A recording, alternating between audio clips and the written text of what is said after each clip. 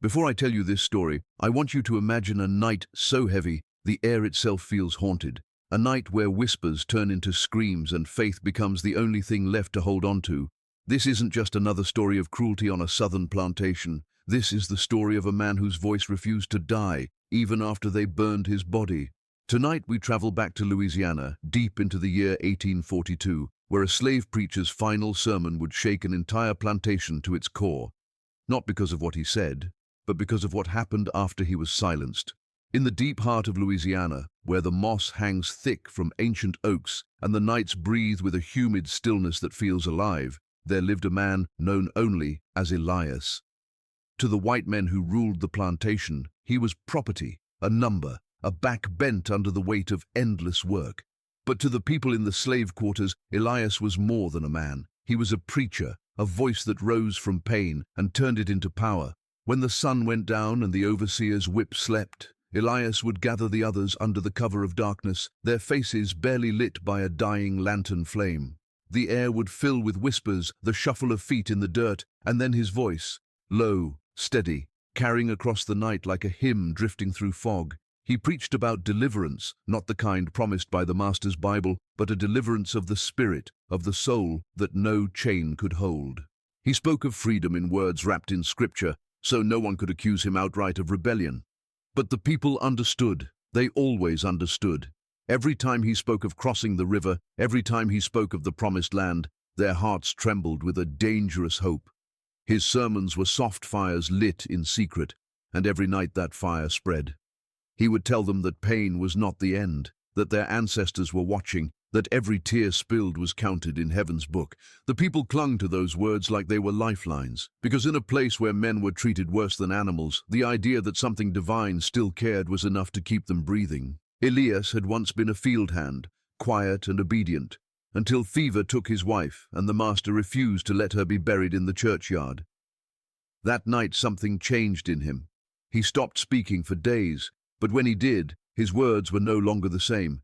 It was as if the pain had hollowed him out and something ancient filled the space left behind. When he began to preach, even the children sat still. They said his eyes glowed in the dark, reflecting the lantern's flame like polished amber, and that when he spoke the trees seemed to lean closer. The older slaves whispered that he was touched by the Spirit, that his wife's soul spoke through him, giving him strength to guide the living. The master, a man named Silas St. Clair, didn't pay much attention at first. A slave preaching was nothing new. It was even encouraged, so long as the message was obedience. But Elias's words carried too much weight. People began to change. They worked with strange calm, no longer breaking under the overseer's cruelty. They sang different songs, ones the white men couldn't understand, filled with hidden meanings and strange rhythm. It made the overseer nervous, and soon rumors began to reach the master's ear. Rumors of a man who could make others believe they were more than what the ledger said, a man who looked into the fire and spoke like a prophet. Silas called Elias to the big house one evening, questioning him about what he preached. The preacher bowed his head and spoke with respect, quoting scripture about humility and faith. But Silas saw something in his eyes, something defiant, something unbroken. It was the look of a man who knew something that Silas didn't, and that made him furious. He ordered Elias back to the fields, warning him to keep his sermons light. But the next night, Elias was preaching again. The message was louder this time, more urgent. He said the earth itself was tired of the blood spilled upon it, that one day the ground would rise up and swallow every chain. When one of the field hands tried to escape a few days later, the blame fell squarely on Elias. They said he'd filled the young man's head with false hope, poisoned his obedience. The overseer dragged him from the quarters, beating him in front of the others. But Elias didn't cry out. They said his lips moved, whispering prayers or curses. No one could tell. Even bloodied and half-conscious, his eyes didn't break. The slaves who watched said they felt a strange chill, like the air itself had gone still to listen. That night, the plantation seemed to hold its breath. The dogs didn't bark. The wind didn't move the cane. Somewhere in the darkness, someone began to hum one of Elias's hymns, and the sound spread slowly, trembling through the quarters like the pulse of something alive. From that night on, Elias became a figure of fear and faith all at once. Some said he was marked by God, others whispered he had made a bargain with something darker. He began to speak of dreams he'd been having, visions of fire, of voices rising from ashes, of a night when light would fall upon the fields and wash everything clean. His words reached everyone, even those too afraid to listen. He had no weapon, no army, just faith that refused to die, and that made him the most dangerous man on the plantation. The more Silas tried to silence him, the stronger his legend grew. And as each night passed, the air around the quarters thickened with something unseen, a tension that felt like the edge of a coming storm. It was just before harvest season, when the heat became unbearable, and tempers on the plantation burned hotter than the sun itself. The overseer, a man named Carter Vance, had been watching Elias closely, his pale eyes filled with suspicion. Carter was known for his cruelty. He found joy in breaking men's bodies and spirits, but Elias remained untouched by fear. Each time Carter passed, whip in hand, Elias would meet his gaze with quiet calm. That calmness was an insult, a reminder that pain could not reach whatever lived inside Elias now. And that was what truly terrified Carter. He'd seen strong men beg, seen proud men crumble, but this preacher's stillness was something unnatural. It made the overseer feel like the whip was useless, like all his power was an illusion. So he decided to make an example out of him. One evening, as the sun dyed red over the cane fields, Carter reported to the master that Elias had been preaching again, spreading rebellion through Scripture. Silas St. Clair, already haunted by whispers of unrest, ordered that the preacher be brought to the center of the plantation yard at dawn. The command spread like wildfire among the enslaved. Fear settled in the quarters that night, thick, heavy, and unspoken. Mothers held their children close, and the men stared at the floor, unable to sleep. Somewhere in the dark, Elias prayed quietly, his voice steady, even as the sound of boots approached outside. At sunrise, the plantation gathered. The air was thick with silence, the kind that presses against the chest and makes breathing hard. Elias was dragged to the post, chains rattling around his wrists. His shirt was torn from his back, revealing scars old and new, each one a record of punishment survived. Carter stood behind him, whip coiled like a snake in his hand, while Silas watched from the porch with a cold expression that didn't quite hide his unease. The preacher's eyes scanned the crowd of his people, faces he had comforted, children he had blessed, women he had prayed for, and he nodded to them slowly, as if telling them not to look away. Carter began to read the charges aloud, his voice trembling slightly from excitement or anger. Inciting rebellion, blasphemy, defying the master's word. The crowd shifted uneasily. Elias didn't move. When asked if he had anything to say, he lifted his head, and his voice carried across the yard, deep and calm. He said the truth cannot be burned, and that a man's soul is not bound by iron or fire. The overseer struck him before he could finish, and blood filled his mouth. But he smiled, a small, almost peaceful smile that made Carter's hand shake. Silas gave the order, his tone flat, but his eyes avoided Elias's. They chained him to the post, wrapped dry straw and splintered wood around his feet. The slaves were forced to watch, ordered to stand close so they would remember what happened to those who spoke out of turn. The smell of pitch filled the air, sharp and choking. Carter held the torch with an almost eager tremor, and before dropping it, he leaned in close, whispering something only Elias could hear. Elias's lips moved, perhaps in prayer, perhaps in curse. The overseer stepped back, lifted the torch and touched it to the wood. The fire caught fast. The flames rose with a hungry roar, and the people gasped as the preacher's figure disappeared behind the smoke. But then something strange happened. Over the crackle of burning wood, over the shouts of men and the screams of women, came a voice, Elias's voice, clear, strong, impossible. He was speaking, not crying, not begging, speaking, preaching. His words rose and twisted through the smoke, carried by the wind like a song. He spoke of judgment, of light that would come for every man who believed himself untouchable. He spoke of the ground remembering the blood it had drunk, of the sky watching everything done in its shadow. The overseer dropped the torch, his face drained of color. The master stepped forward, shouting for the slaves to silence, but no one moved. They could all hear it, the voice that should not be there. The flames had climbed too high for any man to survive, yet the sound of Elias's sermon filled the air, echoing across the fields. The horses reared in their stalls, the dogs began to howl, and even the wind seemed to shift direction, pulling the smoke toward the house. Carter tried to speak, but his throat closed tight. his hand shaking as the firelight danced across his face. When the flames finally died, there was nothing left of Elias but ashes and twisted iron where the chains had melted. The crowd remained frozen, unable to turn away. Then, from somewhere deep within the fields, came a sound, a faint echo of the preacher's voice, carried by the wind. It was only one word, drawn out like a final breath. Some said it was "forgive." Others swore it was something else, something no one dared repeat. The overseer barked orders for the people to return to work, his voice cracking, but no one moved until the master shouted. Even then they moved like shadows, eyes down, hearts trembling. That night, the air refused to cool. The scent of smoke lingered on everything, the soil, the walls, the beds. No one slept. The slaves whispered prayers into the dark, afraid to speak his name but unable to stop thinking of the sound they had heard. Carter drank himself senseless, haunted by the echo that seemed to follow him wherever he went. Silas paced the porch until dawn, unable to shake the feeling that he had burned something he couldn't bury. The preacher was gone, but his words had sunk deep into the land itself, like seeds waiting for the right storm to bloom. The night after Elias was burned, the air on the plantation felt wrong. The wind carried a strange heaviness, like smoke that refused to clear, and even the insects had gone silent. The people who lived in the quarters did not speak his name aloud, but their minds could not escape it.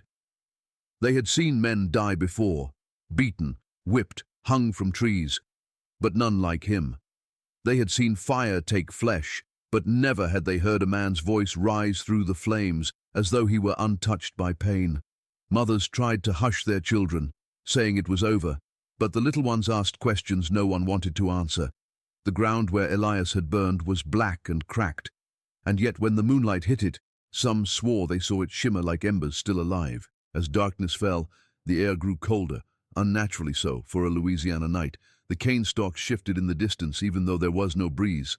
The dogs began to whine and dig at the dirt, their ears pinned back as if they heard something that no one else could. Inside the big house, Silas St. Clair sat awake, listening to the stillness. His wife tried to sleep, but she tossed and turned, mumbling that she heard singing in the distance, faint but steady, like a church hymn carried on the wind.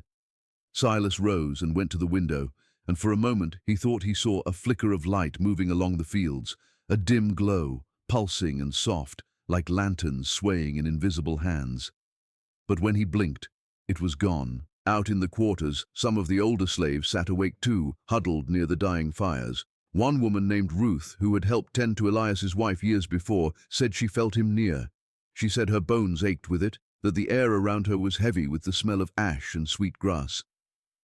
Another man swore he saw someone walking near the pulpit where Elias used to preach, a dark shape outlined against the pale mist.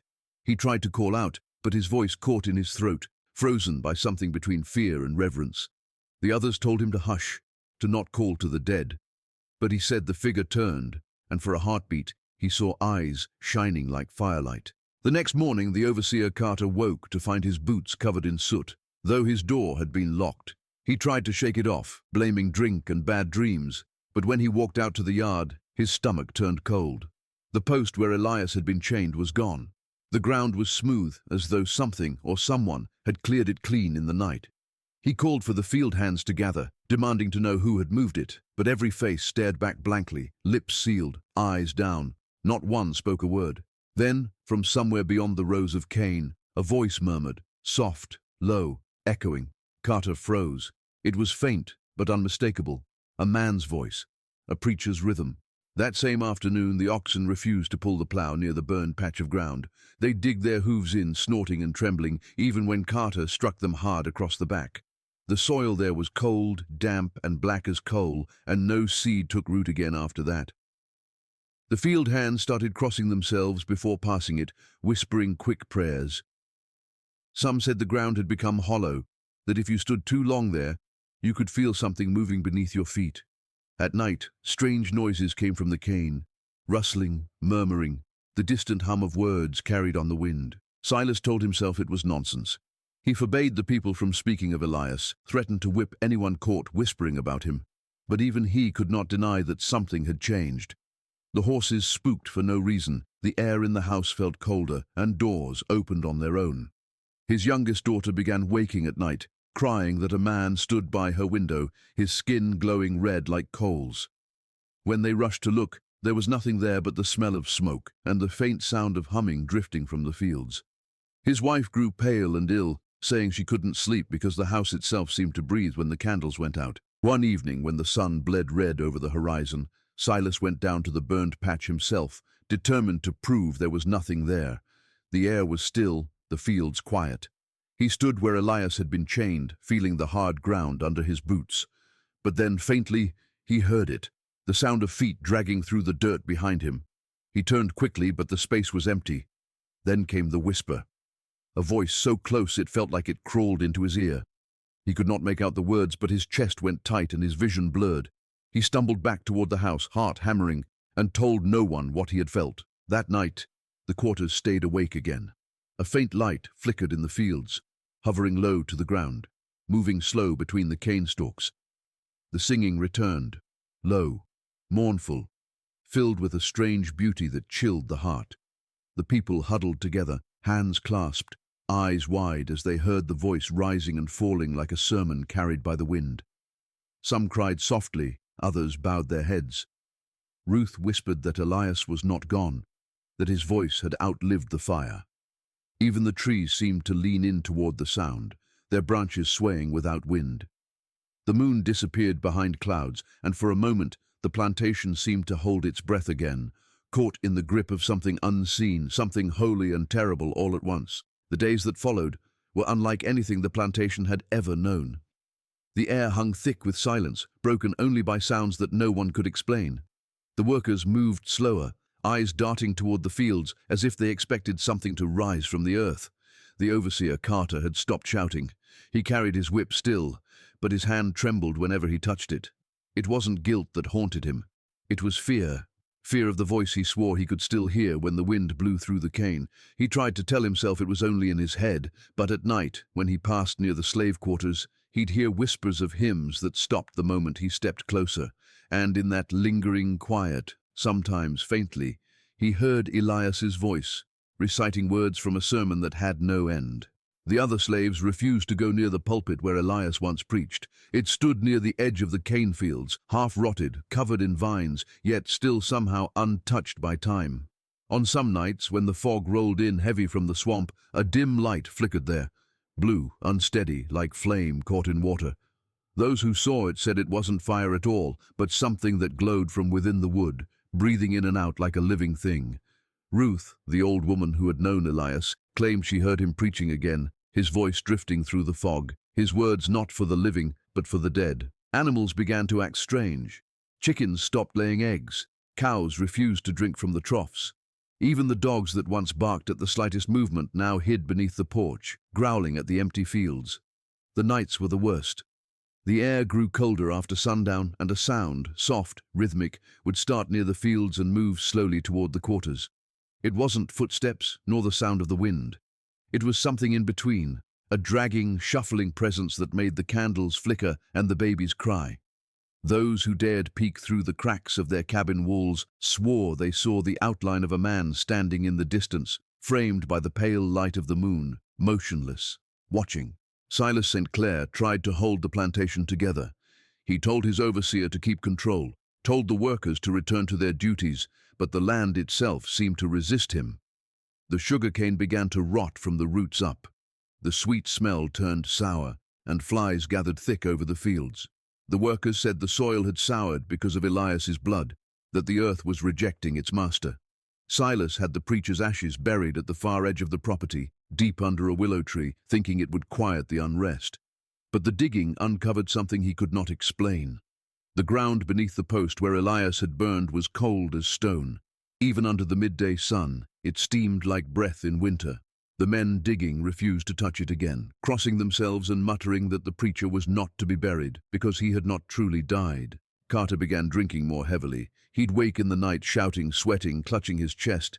He told Silas that he saw Elias in his dreams, standing in fire but untouched, eyes glowing like iron fresh from the forge.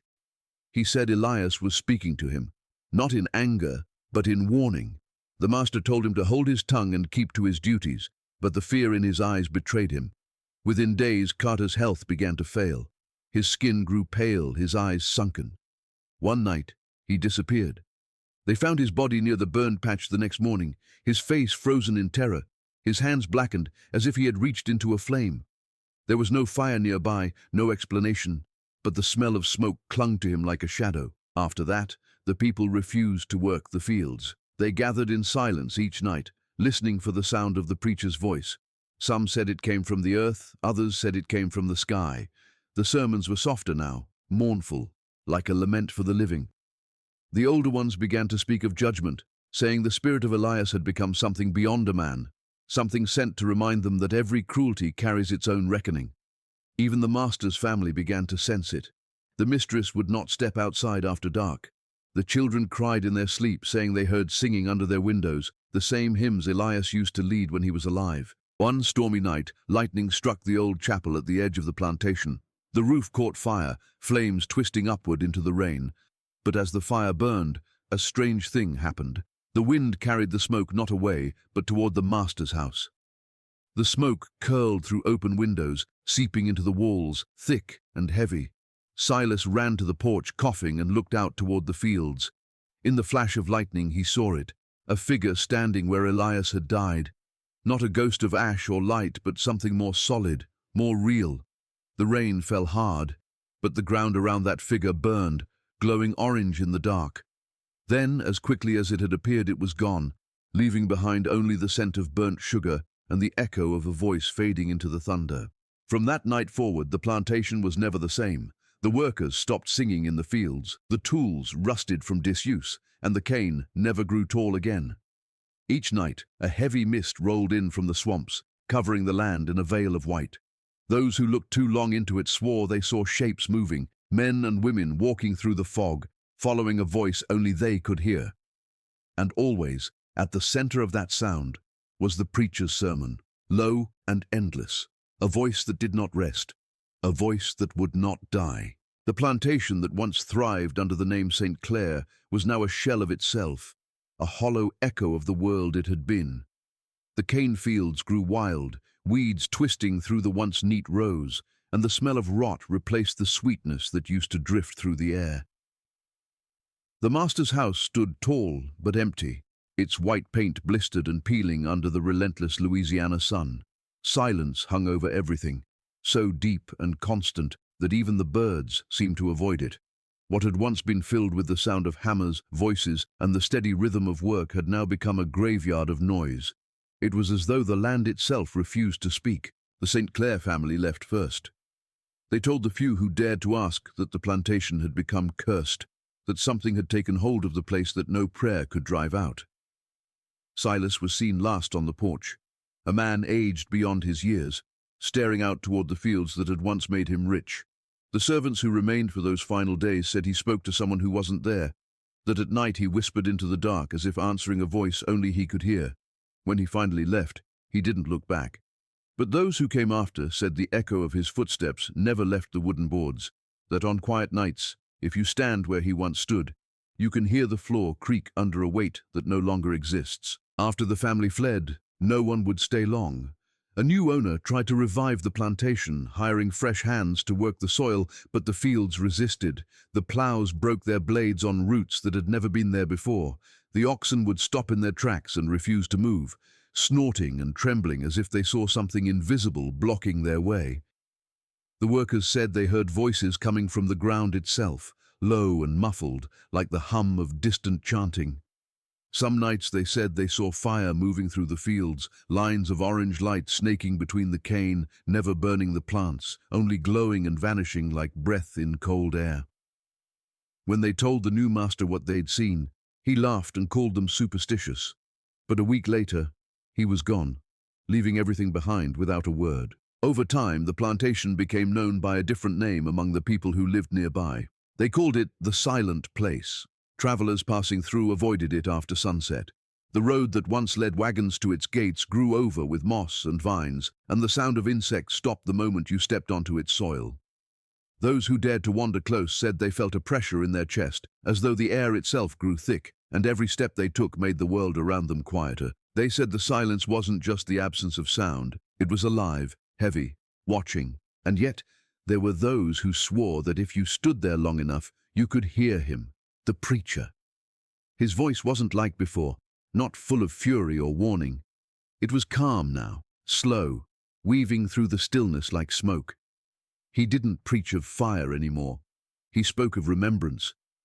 Some said they could make out the words of old hymns. Others said he whispered scripture twisted into something unfamiliar. It didn't matter whether he was calling the living or comforting the dead. The sound filled the air like a presence that refused to fade. Years passed, and nature began to reclaim the land.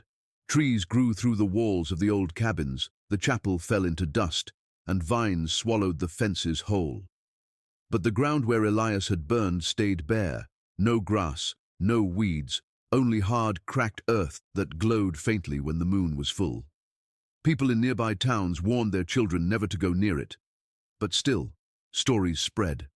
Hunters who wandered too far claimed they saw a man standing at the edge of the field, tall and still, the light of the moon outlining his form. They said his head was bowed, as if in prayer, and that when they called out he didn't move. But when they turned to leave, his voice followed them, soft and sorrowful, speaking words they could not understand. Some said the preacher's spirit had become the land itself, that his voice was in the wind that moved through the cane, his shadow in the mist that covered the fields each night. Others said it wasn't his spirit at all, but something else that had risen in his place, a judgment born from suffering too deep to rest. Whatever it was, no one denied that the plantation had been silenced, not by fire or fear, but by something that carried the weight of all that had been done there. Every October, when the nights turned thick and humid, locals said the silence would break. Just before midnight, the air would fill with a faint hum, like the start of a song rising from the soil. The mist would roll in heavy and white, and within it, figures would appear, shadows of men and women walking through the fields, their outlines glowing faintly like embers. They moved slowly, always toward the same place, the spot where the preacher had died. And from within the fog, his voice would rise again, neither angry nor vengeful, but heavy with sorrow. Some who heard it wept without knowing why. Others fled, feeling the weight of something ancient pressing on their hearts. By dawn, the mist would fade, the voices gone, and the silence would return even heavier than before. Nothing grew on that land again, nothing living stayed long. The soil rejected crops, the animals avoided it, and even the wind seemed to lose its sound when it passed through. Those who told the story said the preacher's sermon had never truly ended. It had simply changed. His words had soaked into the ground, into the roots, into the very air of that place, turning the plantation into a tomb of echoes. The living stayed away, but the dead listened still, bound to the rhythm of a voice that refused to be forgotten.